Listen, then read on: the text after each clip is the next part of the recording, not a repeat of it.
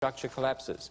I want us to think very carefully about this whole issue of creation, because we need to grasp hold of the fact that Genesis is like a foundation and the rest of the Bible is like a structure. Why? You see, all biblical doctrines of theology ultimately have their basis, directly or indirectly, in the book of Genesis. And there's a concept that we all need to really grasp and understand. The meaning of anything is tied up with its origin. You see, the meaning of marriage is tied up with its origin, which goes back to Genesis. The meaning of sin is tied up with its origin, which goes back to Genesis. The meaning of death is tied up with its origin, which goes back to Genesis. The meaning of the 7-day week is tied up with its origin, which goes back to Genesis. And so it goes on.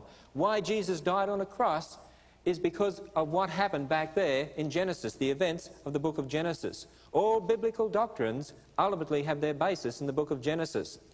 And so what I'm saying to you is this: if you take away a foundation, if the foundations are destroyed, what will happen to the structure? It will collapse. If you wanted to attack Christianity and you wanted to destroy Christianity in the nations of the world, one of the best ways to do it is to attack the foundations, because once you remove the foundations, the structure collapses. I believe one way in which this is happening is the very attack on the book of Genesis by the evolutionary philosophy, which says you can't trust Genesis. Evolution has proven that the Bible's wrong. And I believe it is one of the most vehement attacks on Christianity today. What's the real difference between creation and evolution, first of all? Well, let's look at it this way.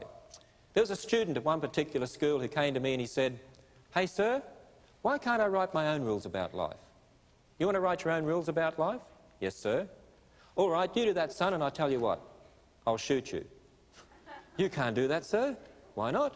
"It's not right." "Why isn't it right?" "Well, it's wrong." "Why is it wrong?" "Well, it's not right." I said, "Well, you've got a problem, haven't you? You want to write your own rules about life?" "Yes." "Well, can I write my own rules about life?" "Sure, sir, everyone can write their own rules." "All right, well, one of my rules is going to be types like you are dangerous. If I find enough to agree with me, we're going to eliminate you from society." "You can't do that, sir." "Why not?" "It's not right." "Why isn't it right?" "It's wrong." "Why is it wrong?" "It's not right." He had a problem, didn't he? You know what his problem was? He was an evolutionist. He didn't believe in creation, but he said, "I'm a product of chance. Nobody made me. I can write my own rules. Why not?" But then he could have his opinion. Someone could have their opinion. Somebody else could have their opinion. Everyone could have whatever opinion they wanted to. You know, if you believe in creation, what does that mean? Doesn't it mean there's a creator? The creator owns you. He sets the rules. It means we are to be in total submission to him. He is the absolute authority. He sets what's right and what's wrong. He has a right to do that because he owns us, because he created us. On the other hand, if you believe you're a product of chance random processes, who owns you? You do. Who sets the rules? You do. Who decides what's right and what's wrong? You do.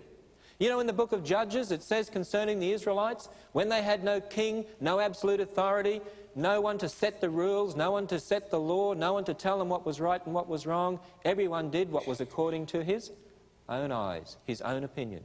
I'd like to suggest to you this: the more that people reject creation, the more they reject the basis that God is the absolute authority, the more they reject there is a lawgiver. And of course, doesn't Paul tell us God gave the law so we'd understand what sin is all about?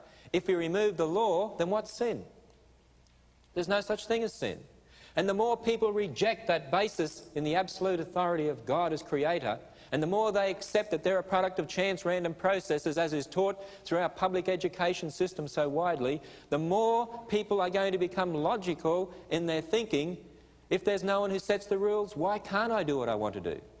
Now, I don't say that people necessarily go home and think, therefore, because I'm a product of evolution, now I'm going to go out and do this. But it becomes something that permeates society. As an absolute basis is rejected and it's replaced by one that says everything is relative, everyone can have his own opinions, then I'd suggest to you the more people will reject the Christian ethics. The more we'd see a rejection of marriage and all the things that are associated with Christianity, the more you'd see an increase in abortion, homosexuality, pornography, lawlessness. Tell me, do you see those things? But how many of us have really connected the issues today, the issues of abortion, lawlessness, homosexuality, etc., with this whole foundational area of creation evolution? You know, understanding this creation evolution area is a key to understanding what's really happening in our society. As a Christian, I realise that the only way I could ever come to the right conclusion about anything is on the basis of the one who knows everything. You see, if you think about it, we've got a problem. We don't know everything. And the only way you could ever be sure of coming to the right conclusion about anything is on the basis of one who knows everything. Anyone here in that category? It's interesting, isn't it? You realise no matter how much you know, there's an infinite amount more to know, which means no matter how much you know, you don't know how much more there is to know anyway. Neither do you know how much you do know or don't know, which means, let's face it, you just don't know much at all. All right? In fact, no human being knows much at all. And that's a real problem. That's why theories change all the time, don't they? I was debating a particular scientist from America on radio, and he said that scientific theories change.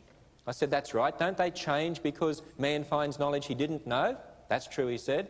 And I said, well, they'll keep on changing, won't they? That's true, he said. And I said, isn't that because we don't know everything there is to know about everything? That's right. And I said, we never will we? He said, that's true. I said, that means you can't be sure about evolution either, can you?